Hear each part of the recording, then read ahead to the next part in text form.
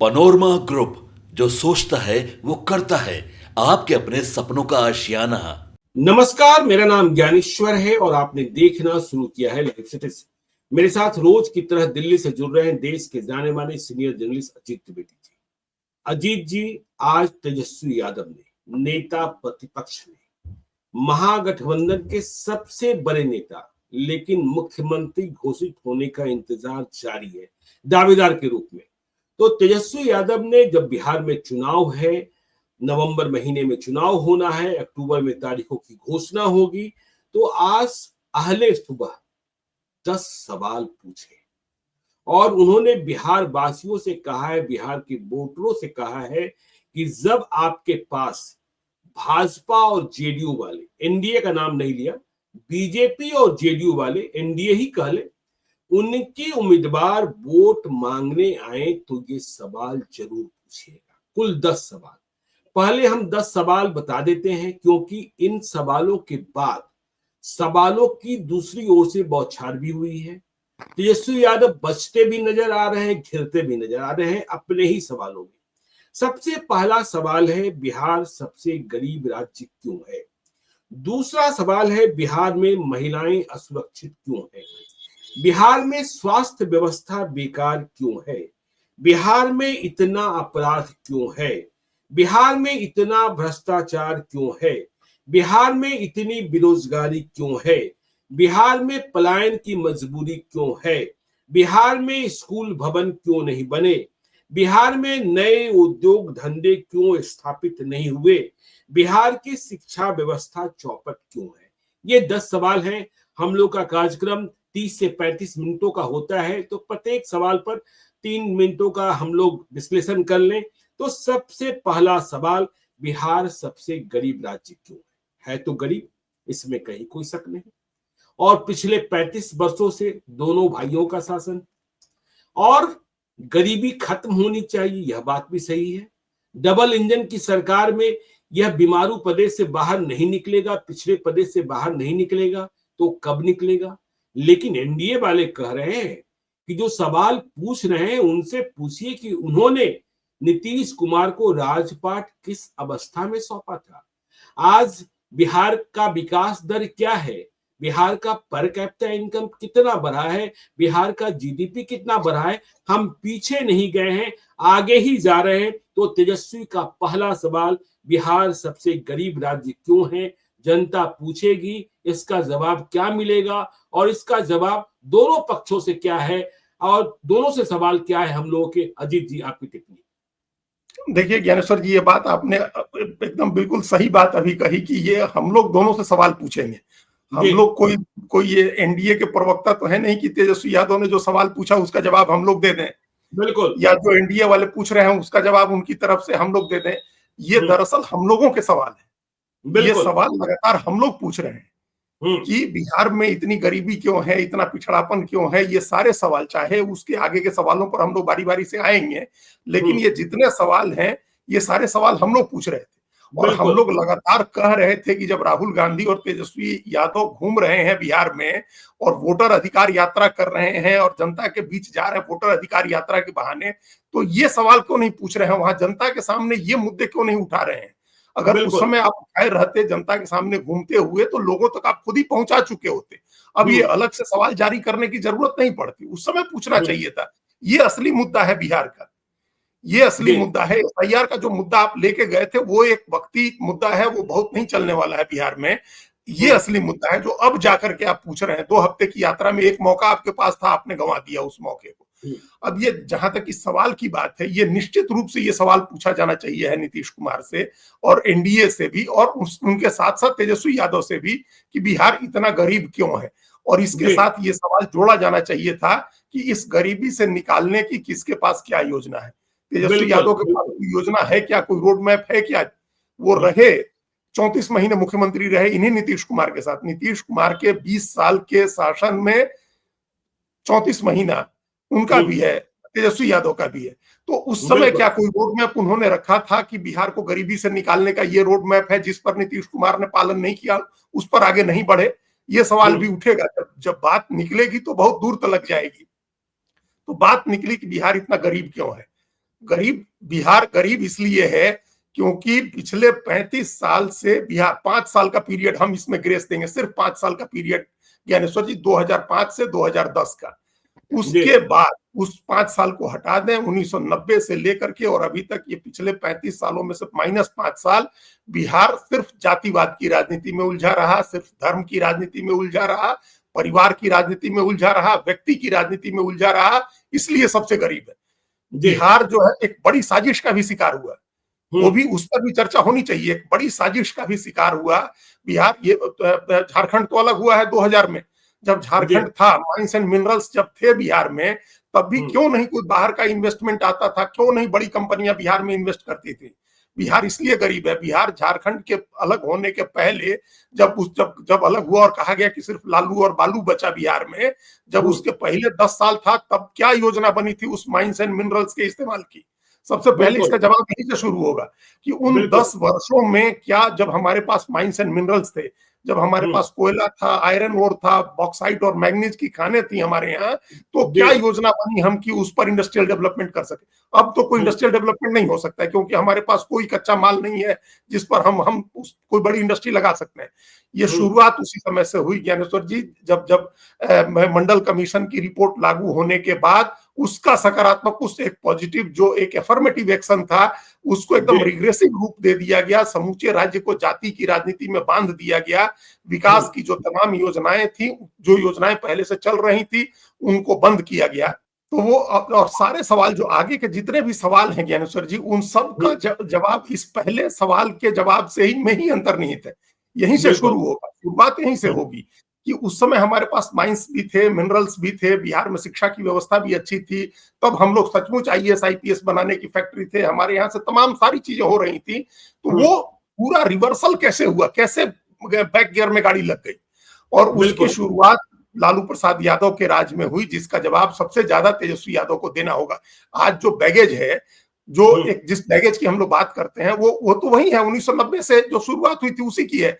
हम लोग बिहार में हर जिले में 2-2, 3-3 चीनी मिलें थी। वो चीनी मिलें कैसे बंद हो गई, क्यों बंद हो गई? गरीबी का राज अगर हम लोग खोज रहे हैं, तो हम ये पहला सवाल होगा कि बंद कैसे हो गई चीनी मिलें। हमारे यहाँ चीनी मिलें बंद हो गई, स्कूलों में, कॉलेजों में नियुक्तियां बंद हो गई, नए क्लासरूम बनने बंद हो गए, जो रिटायर होते गए उनकी जगह लोगों को नहीं बहाल किया गया, नए अस्पताल नहीं बनाए गए, जो अस्पताल में डॉक्टर रिटायर होते गए उनकी जगह नए डॉक्टर्स की, नए नर्सेज की बहाली नहीं हुई हमारे यहाँ। सरकारी अधिकारी कर्मचारी भी जो रिटायर होते गए, वो रिटायर होते गए, उनकी जगह नई बहाली नहीं की गई।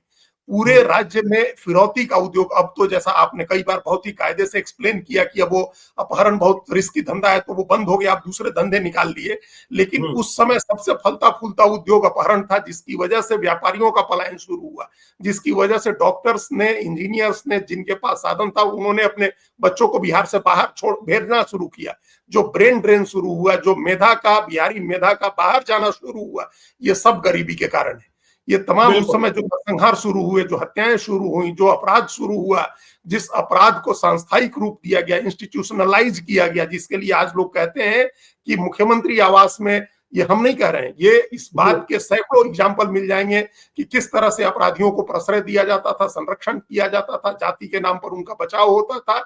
ये तमाम चीजें जिम्मेदार हैं, जहां से एक दिन में, न रोम एक दिन में बनता है, न रोम का ध्वंस होता है, एक दिन में नहीं समाप्त होता है। तो एक वेल गवर्नड स्टेट था, उस स्टेट को क्योस में, अव्यवस्था में डाला गया एक स्ट्रेटजी के तहत, एक योजना के तहत। ये मान लिया गया कि विकास की कोई जरूरत नहीं है चुनाव जीतने के लिए, सिर्फ जाति के आधार पर जाति का समीकरण बिठा करके चुनाव जीता जा सकता है। और वो जब चुनाव जीता जाने लगा, तो उसके बाद और विकास जाता गया, हाशिए में जाता चला गया। 15 साल ये हुआ, और 15 साल, जैसे आज हम लोग चारों तरफ विकास की चर्चा हो रही है ना, जैसे तेजस्वी यादव भी सवाल पूछ रहे हैं, प्रशांत किशोर सवाल पूछ रहे हैं, ऐसे ही सवाल पूछने शुरू किए थे नीतीश कुमार ने, उनका साथ दिया था भारतीय जनता पार्टी ने। और उन सवालों से लोगों को लगा कि अरे ये तो हमारे मन की बात है, ये तो बिहार की बात हो रही है। उनसे प्रभावित होकर के लोगों ने नीतीश कुमार को सत्ता दी, और उस दबाव में उन्होंने 5 साल काम किया, 2005 से 10। उसके बाद उनको भी ये चस्का लग गया कि हमारा सामाजिक समीकरण अगर मजबूत होगा, तो हमको भी कोई काम करने की जरूरत नहीं, कॉस्मेटिक सर्जरी करनी है, सामाजिक समीकरण बिठाना है, एक ब्रांडिंग करनी है, मार्केटिंग करनी है, अपना एजेंडा नैरेटिव सेट करना है और चुनाव जीत जाना है।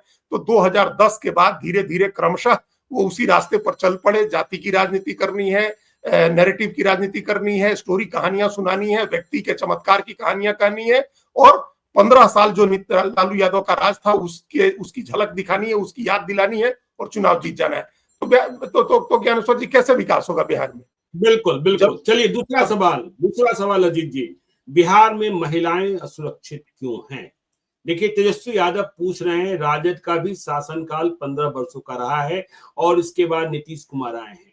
उस शासनकाल में क्या होता था, आज के शासनकाल में क्या हो रहा है? देखिए, आज की तारीख में रात को 11 बजे भी महिलाएं दिख जाती हैं सड़कों पर, और 11 बजे पटना में आप चलेंगे तो आप मैरिन ड्राइव में चलेंगे तो कॉफी पीती हुई लड़कियां भी दिखाई पड़ जाएंगी। तो तेजस्वी कह रहे हैं कि बिहार में महिलाएं असुरक्षित क्यों है।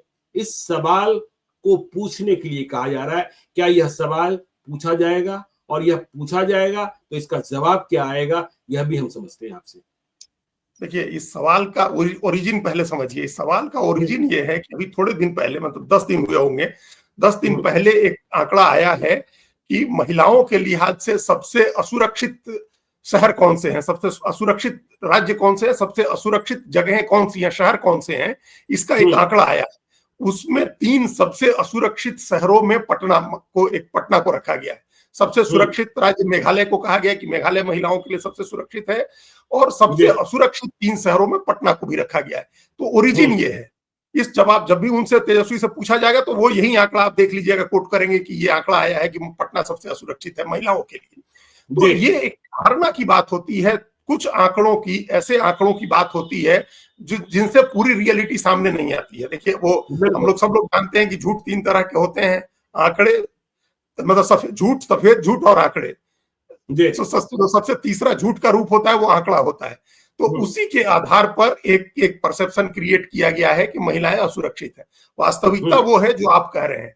हम पटना की, अभी 3 दिन पटना में थे हम, और 4 दिन बल्कि 3 रात पटना में लाइफ सिटीज के कॉन्क्लेव के लिए थे, और 12:30 बजे रात तक हम बाहर घूमे। हमको महिलाएं घूमती दिखी, पैदल चलते हुए भी दिखी, स्कूटी और ऑटो रिक्शे में भी हमको महिलाएं दिखी।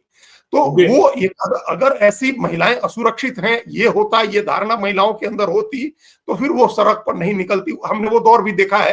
हो सकता है नई पीढ़ी के लोगों को वो उन्होंने नहीं देखा हो, लेकिन हम लोग 90 में पटना आते थे और हमने पटना की सड़कें भी 90 में देखी हुई हैं, अपने शहर की तो देखी हुई हैं। तो वो महिलाएं असुरक्षित क्यों हैं, इस सवाल का ओरिजिन ये है कि एक आंकड़ा कहीं से आया है, उस आंकड़े में ये बताया गया है कि पटना महिलाओं के लिए असुरक्षित है। लेकिन इस आधार पर यह कहना कि बिहार में महिलाएं असुरक्षित हैं, ये पूरी तरह से ठीक नहीं है। महिलाओं को सुरक्षित बनाने के लिए नीतीश कुमार ने शराबबंदी की है, राजस्व के एक बड़े सोर्स को उन्होंने दांव पर लगाया है, पैसा सरकार अपना गंवा रही है, और इसने निश्चित रूप से महिलाओं को घर के बाहर और घर के अंदर भी सुरक्षा दी है। तो एक तो इस सवाल में, ये सवाल ऑब्जेक्टिवली, ये सवाल बहुत इंपॉर्टेंट नहीं है, बहुत उस तरह का इंपॉर्टेंट है लेकिन बहुत असरदार नहीं है। और दूसरा, जब ये सवाल तेजस्वी यादव पूछेंगे तब इसका असर और कम हो जाएगा, इसलिए वो नहीं पूछ रहे हैं। इसलिए लोगों से कह रहे हैं कि आप पूछिए। तो जब लोग पूछेंगे तो ठीक है, लोग पूछ लेंगे, जहां लगेगा वहां पूछ लेंगे जेडीयू बीजेपी वालों से, लेकिन ये इंश्योर नहीं होगा कि फिर वो आरजेडी को वोट दे देंगे। अगर चंपा विश्वास याद है, नहीं चंपा विश्वास याद है, वही हम क्या, उस कहानी को कितना हृदय विदारक कहानी है, बिल्कुल हृदय विदारक कहानी है कि एक आईएएस की घर की आईएएस की पत्नी, उसके घर की नौकरानी, उसके घर की महिलाएं सुरक्षित नहीं थी जिस राज में, और उस राज की फिर याद दिलाई थी। आपने तो एक हाथ, एक ऐसा फुलटॉस फेंक दिया जिस पर जेडीयू छक्का मार दे, बीजेपी छक्का मार दे। आपने एक ऐसी गेंद फेंक दी, आपने नहीं पूछा।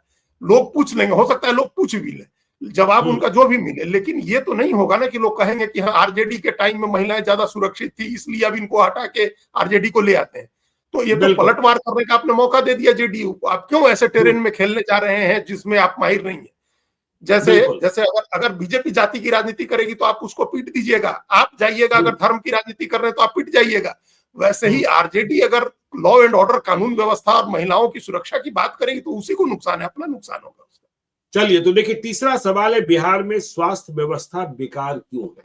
यह सही है कि देखिए, आज भी जब हम दिल्ली में जाते हैं, एम्स के पास गुजरते हैं, तो एम्स में सबसे अधिक मरीज बिहार के ही दिखते हैं, जाना होता है दिल्ली। लेकिन उन 15 वर्षों में देखिए नीतीश कुमार कहते हैं कि अस्पतालों की क्या स्थिति थी, अस्पतालों में कौन लोग होते थे, डॉक्टर होते थे या जानवर होते थे।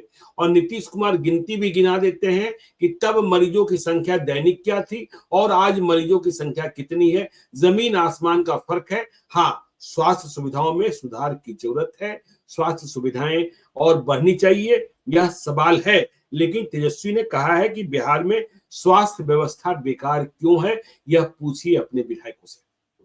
ठीक है, हम लोग भी पूछते हैं, हम लोगों से ज्यादा कौन पूछता है, हम लोग भी पूछते हैं कि क्यों है, खराब क्यों है व्यवस्था। तो ये सवाल पूछा जाना चाहिए है और उनका जवाब देना चाहिए है बीजेपी जेडीयू को, स्वास्थ्य व्यवस्था खराब है। लेकिन इसकी भी जड़ वही है, जिस समय हम लोगों के यहाँ स्वास्थ्य की एक फलती फूलती व्यवस्था थी, उस समय भी लोग जाते थे एम्स में इलाज कराने, तब भी लोग जाते थे, आंख का इलाज कराने तब भी लोग वेलोर जाते थे, और स्पेशलाइज्ड बीमारियों के इलाज के लिए तब भी लोग बाहर जाते थे, कैंसर के इलाज के लिए लोग मुंबई टाटा मेमोरियल में तब भी जाते थे लोग, तो तब भी जाना होता था लोगों का। लेकिन बिहार में व्यवस्था थी, एक स्वास्थ्य की इलाज की व्यवस्था थी। हमारे यहाँ भी प्राथमिक स्वास्थ्य केंद्र था और एक त्रिस्तरीय व्यवस्था बनाई गई थी हम लोगों के यहाँ स्वास्थ्य की, कि हर पंचायत में एक प्राथमिक स्वास्थ्य केंद्र होता था, उसके बाद हर प्रखंड में, अनुमंडल में एक रेफरल हॉस्पिटल होता था, फिर जिले में एक सदर अस्पताल होता था। ये सारी व्यवस्था थी हम लोगों के और व्यवस्था काम करती थी। इस व्यवस्था का क्षरण 1990 में ही शुरू हुआ और एक तो औचक निरीक्षण के बहाने डॉक्टरों को परेशान करना, उनको सस्पेंड करना, ये सब शुरू हुआ। रिटायर होते गए, नियुक्ति बंद कर दी गई, नए मेडिकल कॉलेज अस्पताल नहीं बनाए गए और धीरे धीरे सारी स्वास्थ्य की व्यवस्था निजी हाथ में चली गई, चूंकि गवर्नमेंट विड्रॉ करती गई, सरकार विड्रॉ करती गई, सरकारी अस्पताल नहीं बने। आज तो हम कह सकते हैं ना कि एम्स बन गया है, एक एम्स चालू हो गया है, दूसरा एम्स बन गया है, इंदिरा गांधी जो आईजीएमएस है वो भी बन गया है, उसका भी एक्सटेंशन पटना में हो गया है। इस तरह के अस्पताल बन रहे हैं।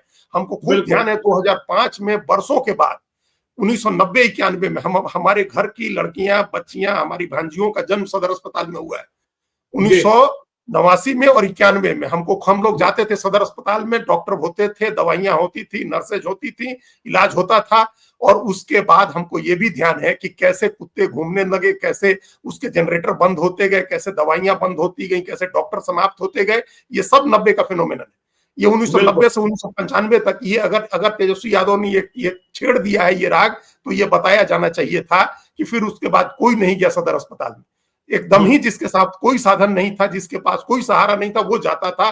प्राइवेट हॉस्पिटल की सारी व्यवस्था, अभी शिक्षा की बात आगे आएगी तो हम वो भी देखेंगे, प्राइवेट हॉस्पिटल और प्राइवेट स्कूल की सारी व्यवस्था उसी समय पनपनी शुरू हुई, क्योंकि सरकारी अस्पताल और सरकारी स्कूल बंद होने लगे। शिक्षक रिटायर होते गए, उनकी बहाली नहीं कराई गई आज तक। अब ये बात है कि आज तक क्यों पिछड़ा है, 20 साल नीतीश कुमार का राज रहा, तो नीतीश कुमार के ऊपर तो बड़ी जिम्मेदारी आती है। नीतीश कुमार से तो ये सवाल निश्चित रूप से पूछा जाना चाहिए और हम लोग कई बार चर्चा कर चुके हैं कि लालू यादव ने हार्डवेयर खत्म किया, नीतीश कुमार ने सॉफ्टवेयर खराब कर दिया शिक्षा का।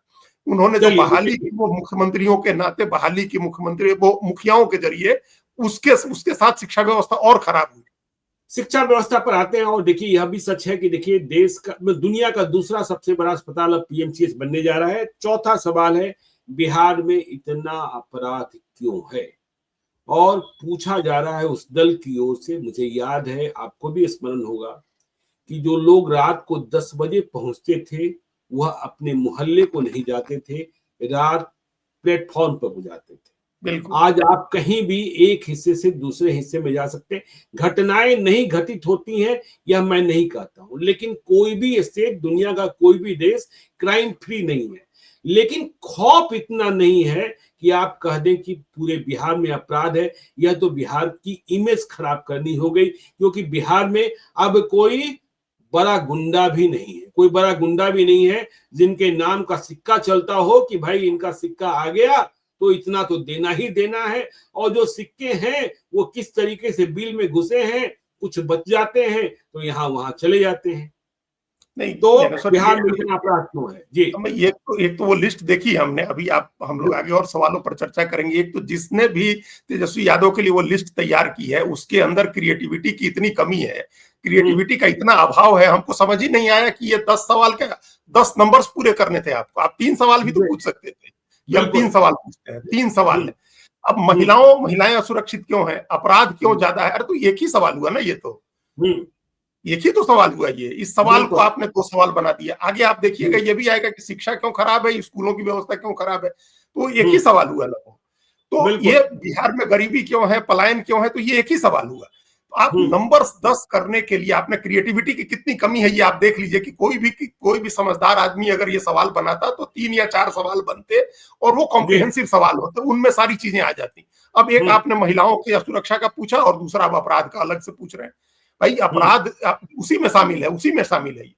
अब हम लोग को ध्यान आ रहा है जब हम मोतिहारी में थे और आपने हमसे अपराध की 2 घटनाएं बैक टू बैक हुई थी पटना में, तो हम लोगों ने उस पर चर्चा की थी, जो जिनका मर्डर केस और हॉस्पिटल में जो पारस हॉस्पिटल का कांड हुआ। तो हमने बिहार के लोगों से ही वहीं लोगों से पूछा कि भाई क्या इस अपराध में और पहले जो आप अपराध देखते थे, तो बोले कि ये बड़ा टारगेटेड है, कुछ लोगों का है, आपस के झगड़ों का है, क्रिमिनल्स का है। जब हम लोगों ने वो अपराध देखा है जब कोई सुरक्षित नहीं था, मतलब अगर उस समय 10 करोड़ आबादी थी, 12 करोड़ आबादी थी, झारखंड मिला दीजिए तो तब भी 12 करोड़ आबादी थी, तो कोई सुरक्षित नहीं था। मतलब किसके ऊपर अपराधी का हमला हो जाएगा ये कोई नहीं कह सकता था। और ये उन लोगों ने किस्सा बताया कि अपराध का आलम ये था कि स्कूल के हेडमास्टर साहब रिटायर होने वाले हैं, तो उनके घर चिट्ठी आ जाती थी या खबर आ जाती थी कि रिटायरमेंट का पैसा दे दीजिएगा, नहीं तो आपके पोते का किडनैपिंग कर लेंगे, आपके पोते को मार डालेंगे। अब सोचिए इस तरह का अपराध कभी सोचा, अब आज सोचा जा सकता है? किसी भी सभ्य समाज में पहले तो नहीं ही सोचा जा सकता था, लेकिन अपराध का ये असर कि डॉक्टर साहब आप बहुत पैसा कमा रहे हैं, आपका बेटा उठा लेंगे, आप पैसा दे दीजिए। मास्टर, हम कह रहे कि मास्टर रिटायरमेंट में उस समय मास्टर को 2 लाख 5 लाख रुपए मिलते थे, कोई ऐसा नहीं था, बहुत पैसे तो बाद में लोगों के बढ़े हैं। उसके लिए उनके यहाँ चिट्ठी आ जाती थी कि आप ये दे दीजिए, नहीं तो आपके पोते को मार डालेंगे। अब सोचिए रिटायर होने वाला मास्टर अपने पोते को बचाने के लिए क्या क्या करता होगा, कैसी असहायता की स्थिति। तो अपराध का ये आलम था। और आज तेजस्वी यादव पूछ रहे हैं कि अपराध क्यों बढ़ा हुआ है बिहार में। अब कोई संगठित गिरोह नहीं है, ये बात कोई पार्टी का नेता भी कहता होगा, लेकिन एज ए पत्रकार हम कह रहे हैं कि कोई संगठित गिरोह नहीं है। किसी संगठित गिरोह को मुख्यमंत्री निवास से संरक्षण नहीं है, और अगर अपराध करता है तो उसके पकड़े जाने या मारे जाने की संभावना बहुत ज्यादा है। चलिए, तो देखिए संभावना बहुत ज्यादा है। 5वां सवाल है, बिहार में इतना भ्रष्टाचार क्यों है? नीतीश कुमार से पूछा जा रहा है। और राजद की सरकार कैसे खत्म हुई थी, क्या क्या हुआ था, सबको पता है। अजीत जी, तेजस्वी यादव पूछ रहे हैं बिहार में इतना भ्रष्टाचार क्यों है? भ्रष्टाचार तो है, लेकिन पूछ कौन पार्टी रही है? सवाल यही है। प्रशांत किशोर पूछते तो जी बिल्कुल, हम लोग पूछते हैं, पत्रकार पूछे तो सही बात है, पत्रकार पूछे, हम लोग पूछते हैं कि क्यों भ्रष्टाचार है भाई, क्यों पुल गिर जाते हैं, क्यों सड़कें इतनी जल्दी टूट जाती हैं, क्यों ये जो सीएजी ने रिपोर्ट दी है कि इतने करोड़ रुपए का कोई हिसाब सरकार के पास नहीं है, तो ये क्यों है? ये हम लोग पूछेंगे, सब आदमी पूछेगा, हम पत्रकार हैं, हम भी पूछेंगे, अपोजिशन को भी पूछना चाहिए। ये होशियारी तेजस्वी यादव ने ये की है कि हम नहीं पूछ रहे हैं, आप पूछिए, लोग पूछे सवाल। भाई लोग आपसे भी सवाल पूछेंगे। बिल्कुल, करप्शन को भी जो इंस्टीट्यूशनल रूप मिला, वो हम लोग सब लोग जानते हैं। चारा घोटाले में जिसकी बात लोग करते हैं, हमको तो बड़ी हैरानी होती है इस बात पर भी, ज्ञानेश्वर जी की तेजस्वी यादव कहते हैं, हरदम कहते हैं, और उन्होंने पिन किया हुआ है अपने एक सैंडल पर। आप जाइएगा तो एक सैंडल पर जो पहला पोस्ट दिखता है जो पिन किया हुआ है उन्होंने, वो ये है कि लालू जी ने अगर बीजेपी से समझौता कर लिया होता तो बच जाते। अरे भाई, इसमें बीजेपी कहां से आ गई? जिस समय लालू यादव के ऊपर आरोप लगे, चारा घोटाले के आरोप लगे, उस समय तो कांग्रेस की सरकार थी, जब आप मुख्यमंत्री थे, केंद्र में कांग्रेस की सरकार थी, नरसिंह राव प्रधानमंत्री थे। और उसके बाद जो सरकार आई, जिस सरकार ने आपको जेल भेजा, वो एचडी देवगौड़ा की सरकार थी। जिस सरकार ने आपके ऊपर केस कराया सीबीआई का, एचडी देवगौड़ा की सरकार थी, जिनके बारे में इतिहास में ये दर्ज है कि लालू यादव ने प्रधानमंत्री बनवाया। सब आदमी इस बात को जानता है ना कि बीपी सिंह चाहते थे मुलायम सिंह बन जाए, तो मुलायम सिंह यादव को काटने के लिए लालू यादव ले आए एचडी देवगौड़ा का नाम। मुलायम सिंह लालू यादव को काट रहे थे, लालू यादव मुलायम यादव को काट रहे थे, तो फिर एक नाम आ गया एचडी देवगौड़ा का, और देवगौड़ा प्राइम मिनिस्टर हो गए। तो जिनको आपने प्राइम मिनिस्टर बनाया, उन्हीं ने आपके ऊपर सीबीआई का केस कराया, उन्होंने ही आपको अरेस्ट कराया। उसके बाद जब आपको सजा हुई तो तब भी केंद्र में कांग्रेस की सरकार थी। तो इसमें बीजेपी कहां से आ गई? मतलब बीजेपी से समझौता कर लेते तो कैसे बच जाते? उस समय तो ना बीजेपी केंद्र में थी, ना बीजेपी प्रदेश में थी। आप तो पकड़ेगा उसमें। चारा घोटाला तो उस समय आया, तो उस समय आप चारा घोटाला में पकड़े गए। जब दोबारा सरकार में आए तो नौकरी के बदले, जमीन के बदले नौकरी देने के घोटाले चल रहे हैं, वो जमीनों की गड़बड़ी के और दूसरे घोटाले जो हरियाणा के उसके वो अलग चल रहे हैं, मतलब कई दूसरे घोटाले की आरोप का आरोप आपके ऊपर लगा हुआ है। नीतीश कुमार को तो उनके अपोजिशन के लोग भी, उनके विरोधी भी कह रहे हैं कि उनके सामने किसी ने पैसे की बात की हो, उनको किसी ने पैसा दिया हो, ये कोई प्रमाणित नहीं कर सकता है। ये नहीं है भ्रष्टाचार नहीं है। अभी भी हम लोग देख रहे हैं अपोजिशन कह रहे हैं डीके टैक्स है, उसके पहले आरसीपी टैक्स की बात होती थी, तो टैक्स की बात तो होती थी। नीतीश कुमार ने कहा कि ना आरसीपी टैक्स था ना डीके टैक्स है। हाँ बताइए, अब तो ठीक है, अब तो अब वो एक तरफ है, लेकिन उनकी पार्टी तो कह रही कि है, उनके पार्टी के जो मुखिया हैं प्रशांत किशोर, तो भ्रष्टाचार के आरोप लगा रहे हैं।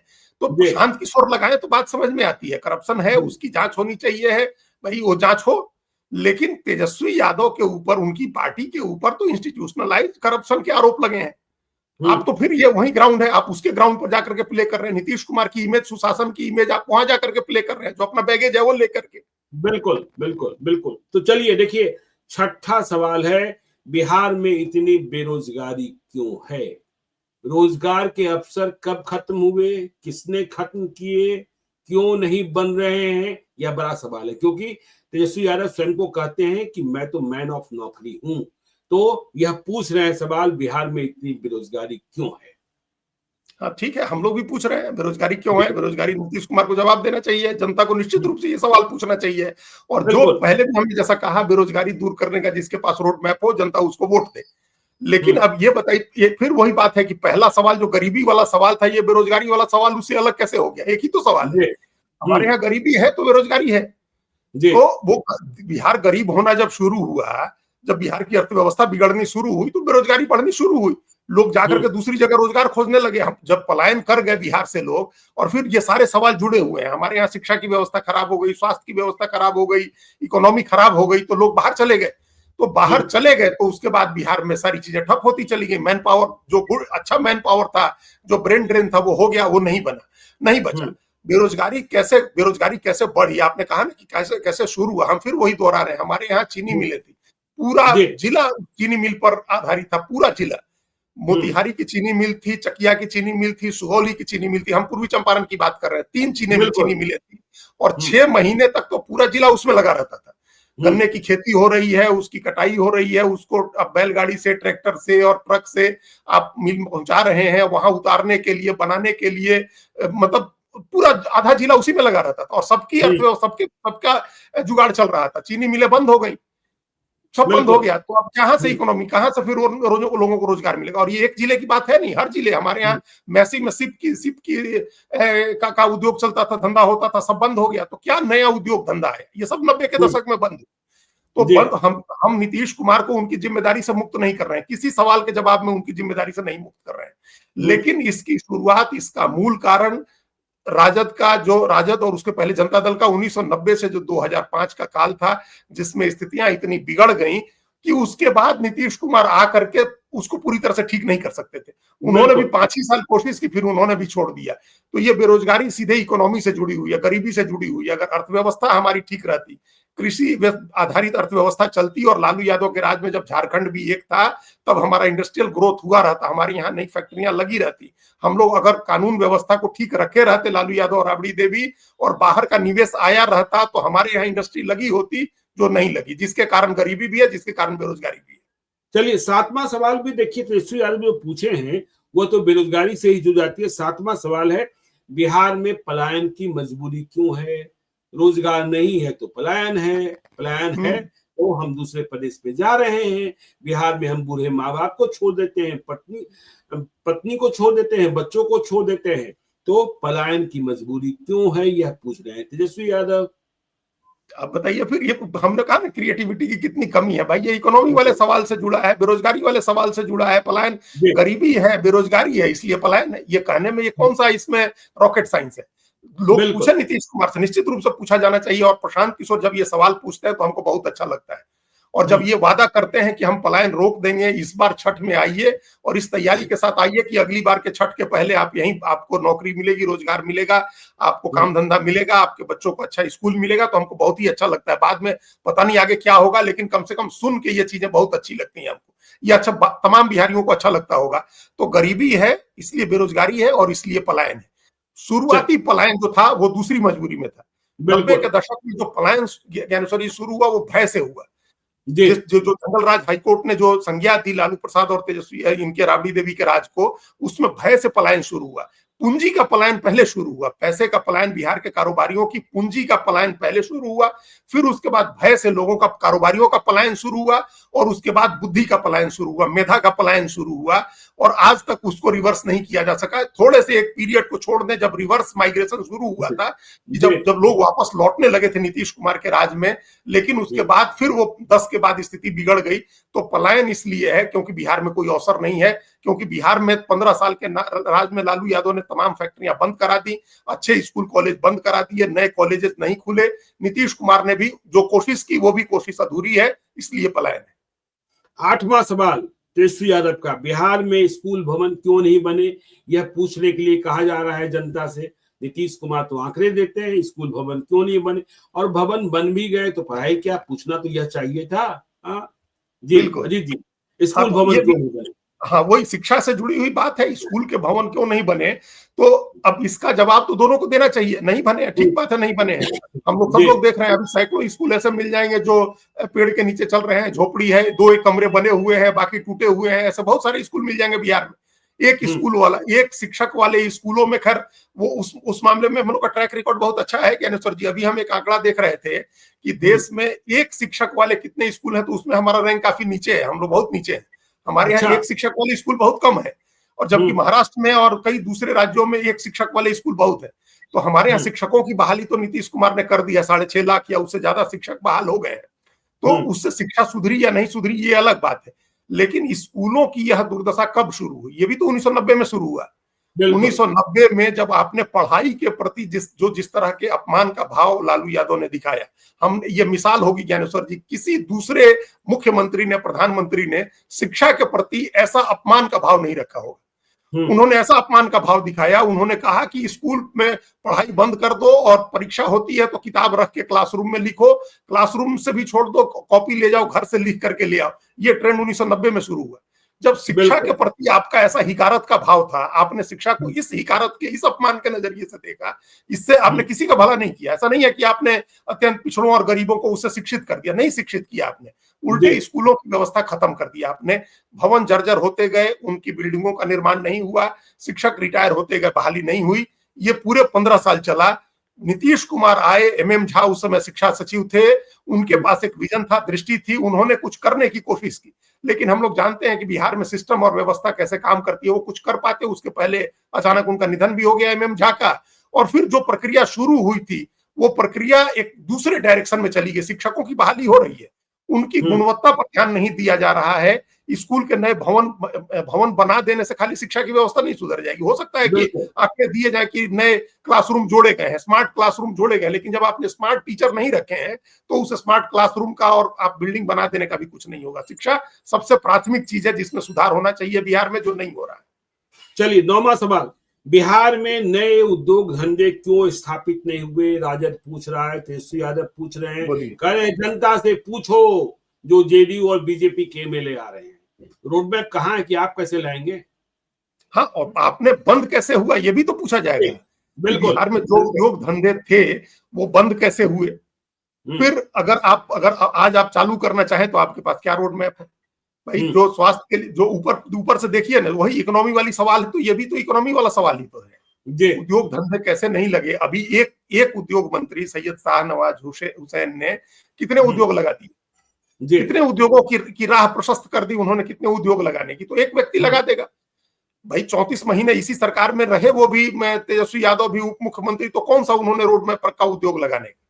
एक तो बिहार में सबसे पहले, अब जाकर के ये सोचिए 35 साल के बाद, इन दोनों के 35 साल के राज में, लालू यादव, राबड़ी देवी और नीतीश कुमार के पहली बार इंडस्ट्रियल इन्वेस्टमेंट की पॉलिसी बनी है। अब जाकर के पॉलिसी बनी है। कोई बाहर का प्राइवेट इन्वेस्टमेंट नहीं आता था, अब जाकर के हम सुन रहे हैं कि 50,000 60,000 करोड़ का प्राइवेट इन्वेस्टमेंट आ रहा है। तो हम कह रहे हैं कि ये सवाल पूछा जाना चाहिए है RJD के लोगों से, JDU के और BJP के लोगों से। ये निश्चित रूप से पूछे कि उद्योग धंधे क्यों नहीं लगे। ये हम लोग JDU BJP के प्रवक्ता नहीं है कि हम लोग जवाब देंगे उनके। ये सवाल पूछिए उनसे कि क्यों नहीं लगे, लेकिन ये भी पूछिए कि आपके जिले में, आपके शहर में जो उद्योग था वो बंद कैसे हुआ। ये सवाल जरूर पूछना चाहिए। कि बटलर की जो फैक्ट्री हम लोग देखते थे मुजफ्फरपुर में, वो बंद कैसे हुई। मैकडॉवेल की जो फैक्ट्री हम लोग देखते थे वो बंद कैसे हुई। जो सूता मिल हम लोग मुकामा में देखते थे वो बंद कैसे हुआ। जो चीनी मिल हम लोग देखते थे वो सारे चीनी मिल कैसे बंद हुए। हमारे यहाँ जो इंडस्ट्री थी सीप की, वो इंडस्ट्री कैसे हुई, बंद हुई। गत्ते की जो फैक्ट्रियां थी वो कैसे बंद हुई। तमाम जिलों में आप उठा करके देखिए कितने कितने कोल्ड स्टोरेज थे, बंद कैसे हुए। ये सवाल पूछा जाना चाहिए हर व्यक्ति को। हम आप हर जिले के हर शहर की बात नहीं बता सकते हैं, लेकिन जिस जिले जिस शहर में लोग जाएं, जेडीयू बीजेपी वालों से ये पूछे कि भाई क्यों नहीं लगे, और आरजेडी वाले आए तो उनसे पूछे कि हमारे यहाँ वाला जो फैक्ट्री है ये बंद कैसे कैसे हुई, इसकी मशीनों का क्या हुआ, इसकी जमीनों का क्या हुआ। ये आरजेडी वालों से पूछे कि ये कैसे बंद हुआ, उसका जवाब उनको देना चाहिए। बिल्कुल। चुनाव जीतने को 10वां और आखिरी सवाल जनता से पूछने को कहा जा रहा है, बिहार की शिक्षा व्यवस्था चौपट क्यों है। तेजस्वी यादव पूछ रहे हैं, जनता पूछे जेडीयू और बीजेपी के एमएलए से, जनता क्या पूछेगी, जवाब क्या आएगा। वही तो जवाब अब क्या इसमें, अब ये शिक्षा व्यवस्था चौपट क्यों है भाई। चौपट करके हमने कहा था कि शिक्षा के प्रति ऐसी हिकारत का भाव किसी दूसरे नेता में हमने हिस्ट्री में नहीं देखा है, पूरी वर्ल्ड हिस्ट्री में नहीं देखा है। और हम इस पर किसी के साथ बहस करने को तैयार हैं कि कोई एग्जाम्पल उठा करके बताइए कि कहाँ का मुख्यमंत्री, कहाँ का प्रधानमंत्री, कहाँ का तानाशाह आया जिसने कहा, जिसका शिक्षा के प्रति ऐसा हिकारत का भाव हो जैसा लालू प्रसाद का था। उन्होंने कहा कि स्कूलों में हम उस समय हमारा बीए ऑनर्स का 3rd पार्ट का एग्जाम होना था ज्ञानेश्वर जी। 2 पार्ट हम एग्जाम दे के आए थे। पटना के परीक्षा जो एग्जामिनेशन सेंटर था उसमें हॉल में पत्ता नहीं हिलता था, पत्ता नहीं खड़कता था, आप सिर पीछे घुमा करके नहीं देख सकते थे। और हम तीसरे पार्ट की परीक्षा देने गए जिस समय लालू यादव का राज आया, और किताबें खोल करके लिखने की आजादी मिल गई कि आप नोट्स हैं तो नोट्स लेके आइए, किताब है किताब लेके आइए, नहीं तो कॉपी लेकर के घर जाइए, लिखवा करके ले आइए। ये 1990 में शुरू हुआ। और आज तेजस्वी यादव पूछ रहे हैं कि शिक्षा व्यवस्था कैसे चौपट हुई। जब आपने 15 साल में ऐसी शिक्षा व्यवस्था बना दी, उसके बाद आप कह रहे हैं कि कोई भी भगवान भी आकर के ठीक नहीं कर सकते हैं शिक्षा व्यवस्था जैसे चौपट करके गई है। जैसे लालू यादव के मन में शिक्षा के प्रति जितनी हिकारत का भाव था, और उसके बाद किसी ने ठीक करने की कोशिश नहीं की उसको। ये सबसे बड़ी विडंबना है। सब आदमी आज जिसको देखिए वो कहेगा कि बिहार ज्ञान की धरती है। भाई ज्ञान की धरती है तो आपने ज्ञान की धरती को उर्वर बनाने के लिए किया क्या। 2000 साल पहले हम लोग ज्ञान की धरती थे, और पिछले 35 साल में हम लोगों ने बिहार की शिक्षा का जो बंटाधार किया है, हम लोग नालंदा का एग्जाम्पल देते हैं, पटना यूनिवर्सिटी भी एग्जाम्पल देने लायक है, पटना विमेंस कॉलेज भी एग्जाम्पल देने लायक है। यहाँ की जो पढ़ाई का स्तर था, बिहार टेक्स्ट बुक कॉर्पोरेशन की किताबों की मिसाल देने की, वहां जो पढ़ाई होती थी, जो उसका कैरिकुलम था, उसका जवाब नहीं था। लेकिन सब 1990 के बाद चौपट होना शुरू हुआ, और 95 तक आते आते एकदम मिट्टी में मिला दिया गया उसको। नीतीश कुमार अब जितनी भी कोशिश कर लें उसमें बहुत समय लगेगा सुधरने में। शिक्षा व्यवस्था इसलिए खराब है बिहार की क्योंकि 1990 से 2005 तक जिनका राज रहा, उनके मन में शिक्षा के प्रति हिकारत का भाव था। शिक्षा के प्रति हिकारत का भाव। जो तेजस्वी यादव के 10 सवाल थे उसकी विवेचना हम लोगों ने की है। तेजस्वी यादव ने जनता से कहा है कि आप इन सवालों को जेडीयू और बीजेपी के जो नेता हैं उनसे पूछिए। हाँ, तो सवाल जनता जरूर पूछे जाएंगे, सवाल पूछा भी जाना चाहिए। और जब सवाल सत्ता पक्ष से पूछा जाता है तो प्रदेश की तरक्की होती है, यह भी सही है। तो हम आगे भी बिहार की चर्चा जारी रखेंगे। आप देखते रहिए लाइव सीरीज को। यदि अब तक आपने हमारे यूट्यूब चैनल लाइव सीरीज को सब्सक्राइब नहीं किया है तो जरूर कर लीजिएगा। और यदि इस वीडियो को आप फेसबुक पेज के माध्यम से देखें तो पेज को लाइक कीजिएगा। हैंडल एक्स पर भी हमें फॉलो कीजिए। धन्यवाद।